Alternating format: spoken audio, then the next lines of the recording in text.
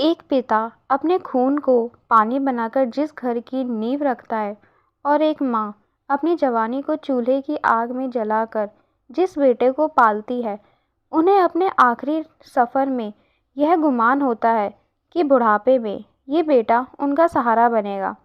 लेकिन क्या हो जब वही बेटा अपनी पत्नी के रूप और लालच में अंधा होकर अपनी जन्म देने वाली माँ को अपने ही जूतों तले कुचलने लगे। चोरी का झूठा इल्ज़ाम लगाकर जब एक 65 साल की कांपती हुई माँ को ज़मीन पर घसीटा जाता है और बेटा चुपचाप तमाशा देखता है, तो कुदरत रो पड़ती है। लेकिन याद रखिए, हर कहानी में माँ बाप कमज़ोर नहीं होते। जब एक फौजी पिता अपनी पत्नी की चीखें सुनता है तो वो कोई पुलिस नहीं बुलाता, ना ही वो रोकर घर छोड़ता है।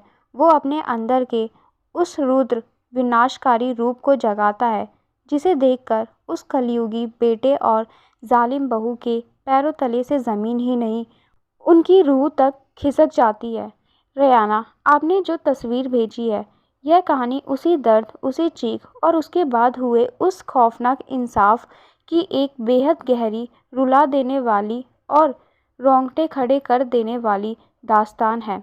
चंडीगढ़ के एक फौज इलाके में खड़ा 3 मंजिला आशीर्वाद भवन किसी महल से कम नहीं था। इस घर की एक एक ईंट 75 साल के निरंजन सिंह की ईमानदारी और पसीने की गवाही देती है। निरंजन सिंह इंडियन आर्मी के सूबेदार मेजर के पद से रिटायर हुए थे। उनका पद 6 फुट छाती चौड़ी और आवाज़ में आज भी एक फौजी की वो कड़क गूंज थी जिसे मोहल्ले के लोग भी खौफ खाते थे।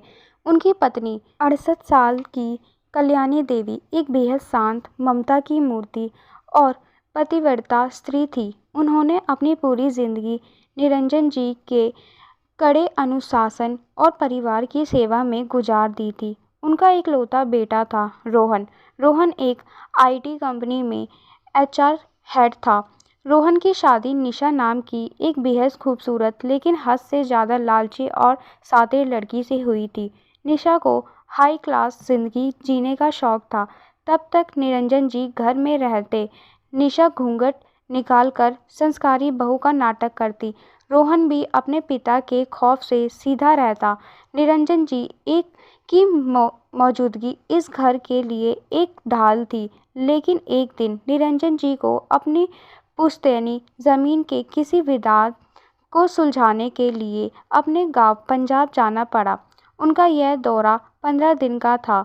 जाते वक्त निरंजन जी ने रोहन के कंधे पर हाथ रखकर कहा था, रोहन, तेरी माँ को गठिया की बीमारी है, उसे काम मत करने देना, मैं 15 दिन में लौट आऊँगा। रोहन ने सर हिला दिया, लेकिन जैसे ही निरंजन जी की गाड़ी आंखों से ओझल हुई, निशा के चेहरे का वो संस्कारी नकाब उतर गया और आशीर्वाद भवन में कल्याणी देवी के लिए एक नर्क का दरवाज़ा खुल गया। उस आलीशान आशीर्वाद भवन का माहौल एक झटके में बदल गया। घर में पसरा सन्नाटा अब शांति का नहीं बल्कि एक खौफनाक साजिश का था। एक उस दरवाजे के बंद होते ही निशा के चेहरे से संस्कारी बहू का वो मीठा नकाब हमेशा के लिए उतर गया। उसी शाम निशा ने बिना किसी से पूछे घर की पुरानी कामवाली बाई को पैसे देकर हमेशा के लिए निकाल दिया। तूने बाई को क्यों निकाल दिया निशा? रोहन ने ऑफिस से लौटकर अपने लैपटॉप बैग सोफे पर रखते हुए पूछा। निशा ने अपने डिज़ाइनर नाखूनों को फाइल करते हुए बेहद बेरहमी से कहा, क्यों दूँ मैं उस बाई को हर महीने 4000 रुपये? इस घर में तुम्हारी ये माँ दिन भर खाट ही तो तोड़ती हैं। जब घर में ये बुढ़िया मुफ्त की रोटियां तोड़ रही है तो काम भी यही करेगी। वैसे भी बुढ़ापे में शरीर चलता रहे तो हड्डियां जाम नहीं होती। रोहन ने अपनी माँ के उस कमज़ोर शरीर के बारे में एक पल भी नहीं सोचा। वो अपनी पत्नी के रूप और उसके लालच में इतना अंधा था कि उसके कंधे उचकाते हुए हामी भर दी। तुम ठीक ही कह रही हो निशा, पैसे बचेंगे तो अगले महीने हम वो नई गाड़ी की ईएमआई आसानी से निकाल लेंगे। रोहन का ये वाक्य उस दीवार के पीछे खड़ी कल्याणी देवी के कानों में किसी पिघले हुए शीशे की तरह उतरा। जिस बेटे के लिए उन्होंने अपनी पूरी जवानी रसोई की आग में जला दी थी, आज वो चंद रुपयों के लिए अपनी बीमार माँ को मुफ्तखोर और नौकरानी मान चुका था। दिसंबर का महीना था। चंडीगढ़ की सर्दियाँ ऐसी थी कि रजाई के अंदर भी इंसान कांप जाए। लेकिन 68 साल की कल्याणी देवी के लिए सुबह 5 बजे का अलार्म एक मौत के फरमान जैसा होता था। उन्हें गठिया की भयानक बीमारी थी। उनके घुटनों के बीच का ग्रीस खत्म हो चुका था। जब वो सुबह बिस्तर से अपने पैर जमीन पर रखती तो उनकी हड्डियों के कड़क की आवाज़ आती थी और दर्द के लिए एक भयानक लहर उनकी रीढ़ की हड्डी तक दौड़ जाती थी। पूरा घर सो रहा होता और कल्याणी देवी नंगे पैर अपनी पुरानी ऊनी शॉल लपेटे उस ठंडे फर्श पर झाड़ू लगा रही होती।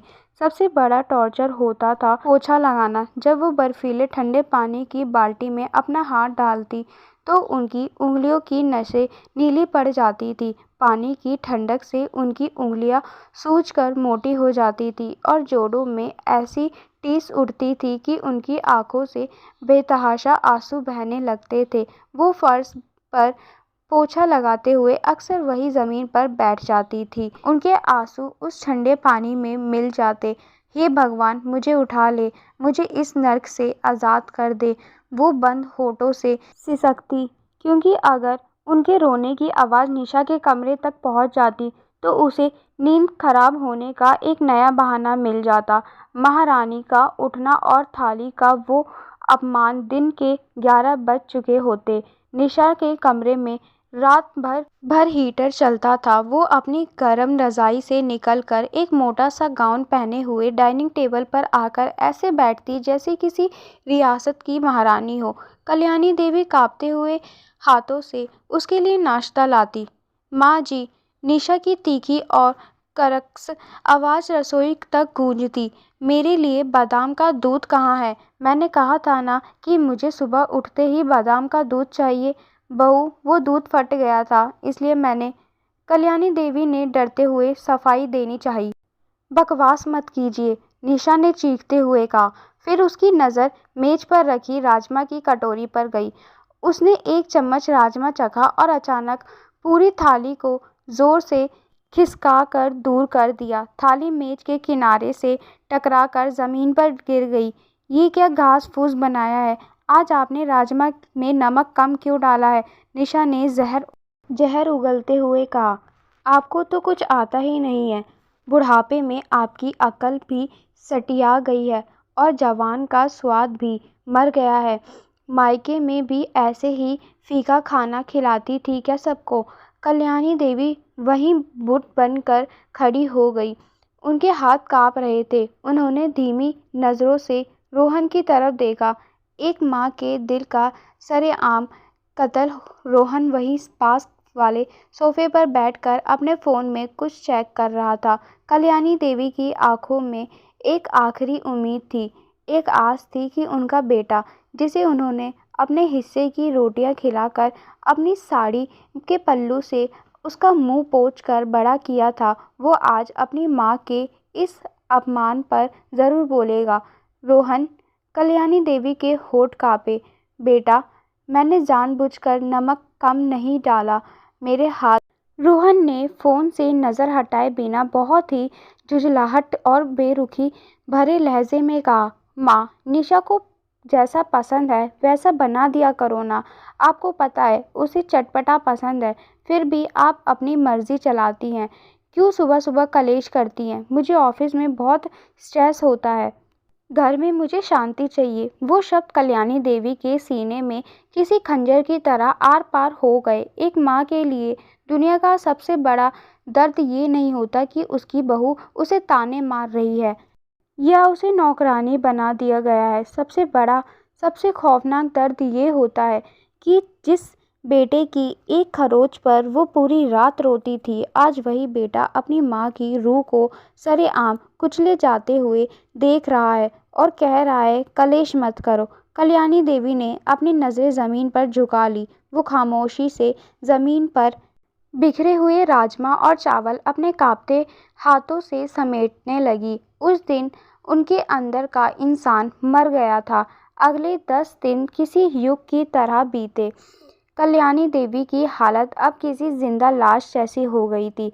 कमजोरी, गठिया के दर्द और दिन भर के उस अमानवीय काम में उनकी कमर को झुका दिया था। उनकी आंखें अंदर घिस गई थी और चेहरे की झुर्रियों में एक अजीब सा खौफ बस गया था। वो रसोई में खड़ी होती तो उनके पैर कांपते थे। बर्तन धोते वक्त उनके हाथ से प्लेट छूट जाती तो निशा उन्हें अंधी और कामचोर कहकर जलील करती। उन्हें खाने के लिए सिर्फ वो मिलता जो निशा और रोहन की थाली से बच जाता, वो भी रूखी और ठंडी रोटियां। उन 10 दिनों में कल्याणी देवी ने भगवान से सिर्फ एक ही दुआ मांगी थी, या तो उनके पति निरंजन जी जल्दी लौट आए या फिर उनकी सांसें हमेशा के लिए रुक जाए। क्योंकि अब उस मुफ्त की नौकरानी वाले पिंजरे में एक एक पल काटना मौत से भी ज़्यादा भयानक हो गया था। जब एक दिन निशा को अपनी एक किटी पार्टी में एक डिज़ाइनर डायमंड रिंग पहनकर जानी थी ताकि वो अपनी सहेलियों के सामने दिखावा कर सके। उस रिंग की कीमत 50,000 रुपये थी।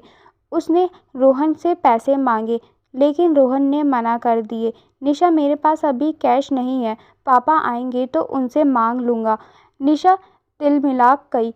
उसे वो रिंग किसी भी कीमत पर चाहिए थी। उसने सोचा कि निरंजन जी की अलमारी में हमेशा इमरजेंसी के लिए कैश रखा रहता है। दोपहर के 2 बज रहे थे। कल्याणी देवी रसोई में बर्तन धो रही थी। निशा चुपचाप अपने ससुर के कमरे में गई। उसने मास्टर चाबी से उनकी अलमारी खोली और अंदर लॉकर में रखे 50,000 रुपये निकाल कर अपने पर्स में छुपा दिए। लेकिन निशा जानती थी कि जब निरंजन जी लौटेंगे और उन्हें पैसे गायब मिलेंगे तो घर में, इसलिए उस शातिर औरत ने एक बहुत ही घिनौना साजिश रची। अब उसने कल्याणी देवी को फंसाने का प्लान बनाया ताकि निरंजन जी के सामने ये साबित कर सके कि उनकी पत्नी ही चोर है, और फिर कल्याणी देवी को हमेशा के लिए इस घर से निकाल कर वृद्धाश्रम भेज सके।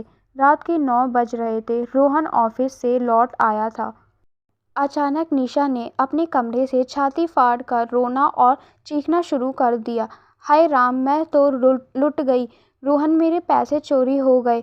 रोहन घबरा कर कमरे में दौड़ा। कल्याणी देवी भी कांपते हुए कदमों से वहां पहुंची।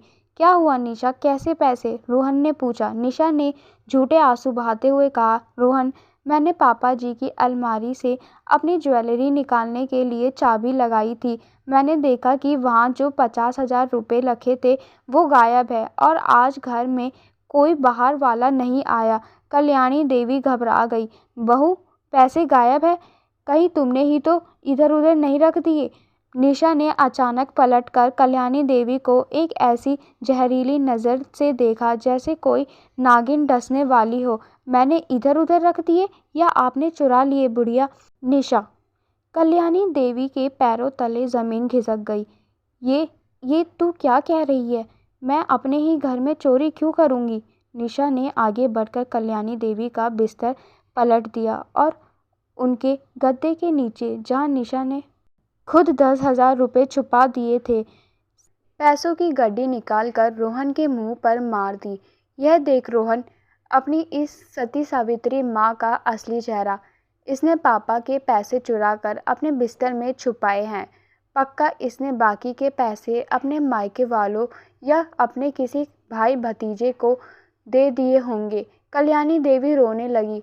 रोहन बेटा, मुझे नहीं पता ये पैसे मेरे गद्दे के नीचे कैसे आए। ये भगवान जानता है, मैंने चोरी नहीं की। मेरे लाल, मुझ पर यकीन कर। रोहन ने अपनी माँ की तरफ एक बेहद घिनौनी नज़र से देखा। मुझे शर्म आ रही है आपको अपनी माँ कहते हुए। आपने पापा के पैसे चुरा लिए।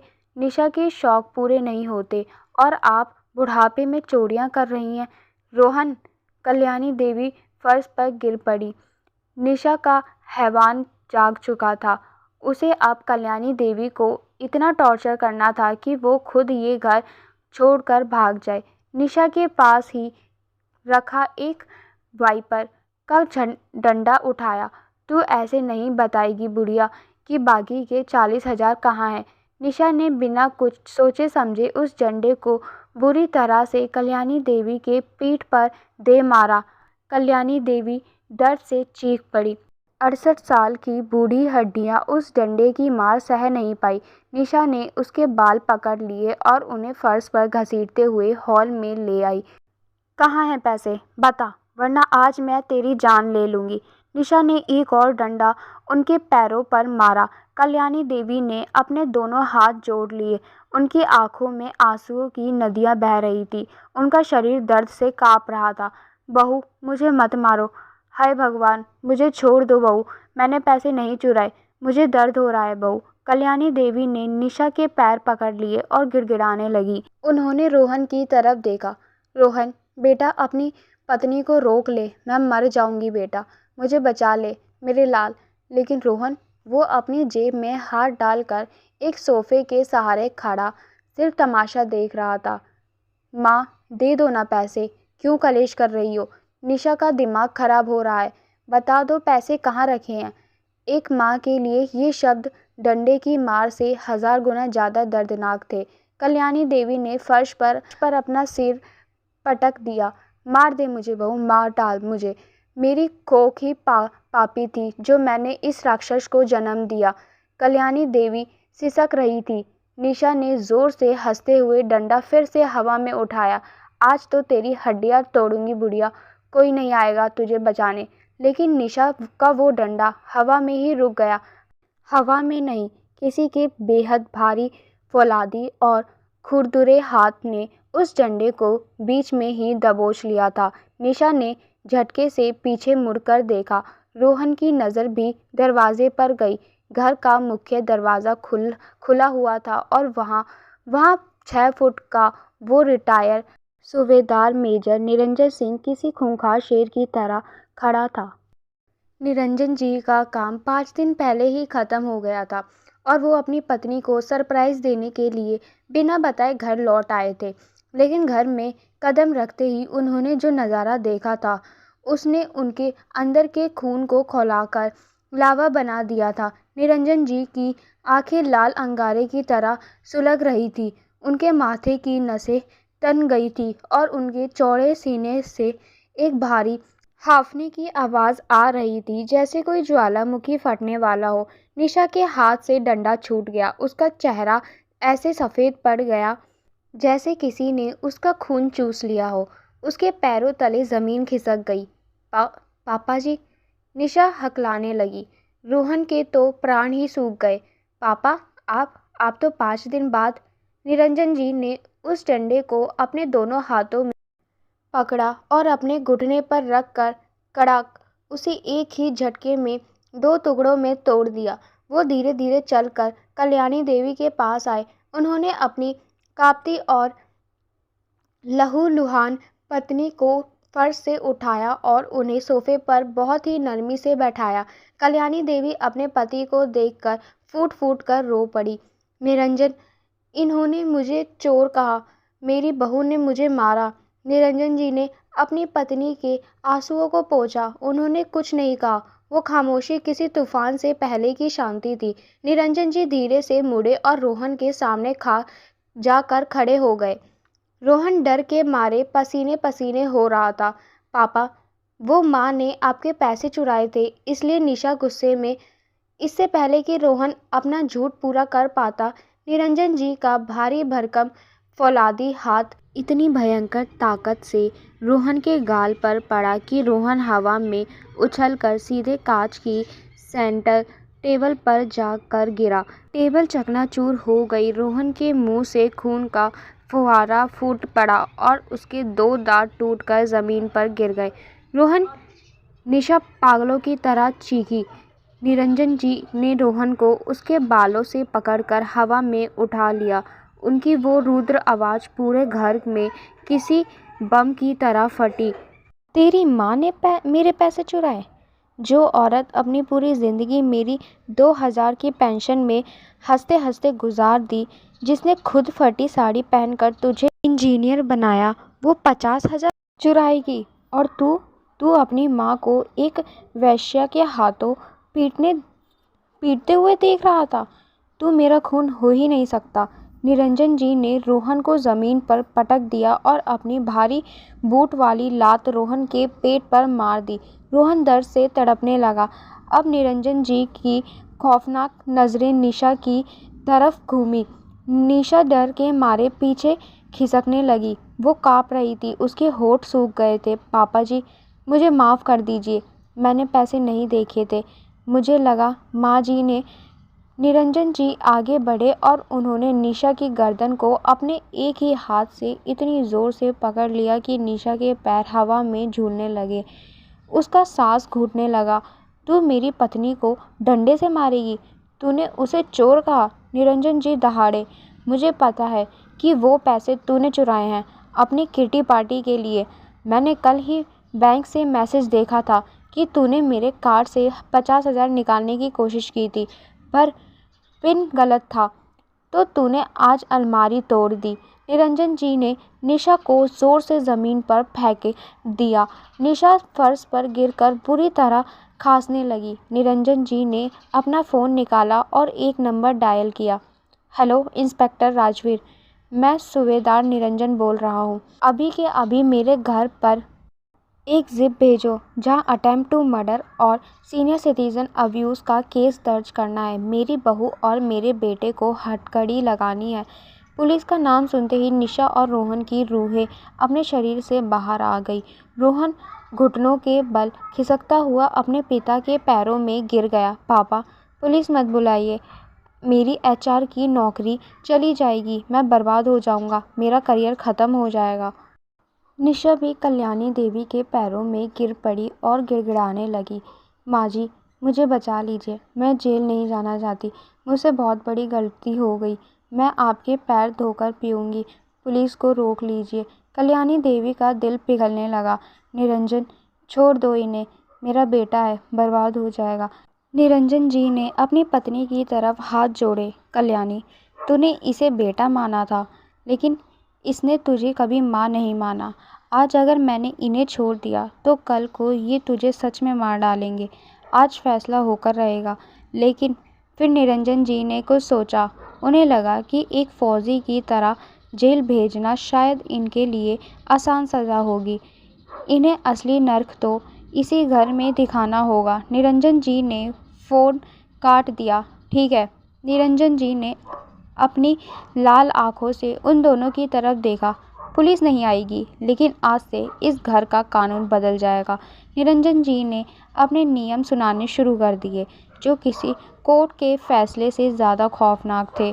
पहला नियम, रोहन, ये घर मेरे खून पसीनों की कमाई का है। कल सुबह मेरे वकील आएंगे। इस घर की प्रॉपर्टी से तेरा नाम हमेशा के लिए कट जाएगा। मैं यह घर एक अनाथालय के नाम ट्रस्ट में डाल रहा हूँ, जिसके हम मरने तक ट्रस्टी रहेंगे। मेरे मरने के बाद तुझे इस घर का एक ईंट भी नहीं मिलेगी। रोहन का मुंह खुला का खुला रह गया। उसकी करोड़ों की प्रॉपर्टी छिन चुकी थी। दूसरा नियम, निशा, तूने मेरी पत्नी को डंडे से मारा था ना। आज से इस घर में तू कोई बहू नहीं है, तू इस घर की नौकरानी है। आज के बाद कल्याणी रसोई में कदम नहीं रखेगी। इन 3 मंजिला घर का झाड़ू, पोछा, बर्तन और मेरे और कल्याणी के कपड़े तू अपने हाथ से धोएगी। अगर मुझे घर में एक भी तिनका दिखा तो मैं तुझे इसी घर में धक्के मार कर उस गली के कुत्तों के बीच फेंक दूंगा। पापा जी, मैं इतना काम कैसे? निशा रोने लगी। चुप रह, निरंजन जी दहाड़े। तीसरा और आखिरी नियम, रोहन, तेरी जो 1.5 लाख की सैलरी है, उसमें से हर महीने 50,000 रुपये कल्याणी के बैंक अकाउंट में मेंटेनेंस के तौर पर जमा होंगे, ताकि कल्याणी अपने इलाज और अपने शौक पूरे कर सके। अगर 1 तारीख को पैसे नहीं आए तो उसी दिन पुलिस तेरे ऑफिस आकर तुझे अरेस्ट करेंगे। उन दोनों ने कांपते हुए अपनी मौत के इस फरमान को कबूल कर लिया। उनके पास कोई रास्ता नहीं था। अगले दिन से आशीर्वाद भवन का नज़ारा किसी फिल्म के खौफनाक सीन जैसा था। निशा जो सुबह 11 बजे उठती थी, वो अब सुबह 5 बजे उठकर पूरे घर में पोछा लगाती।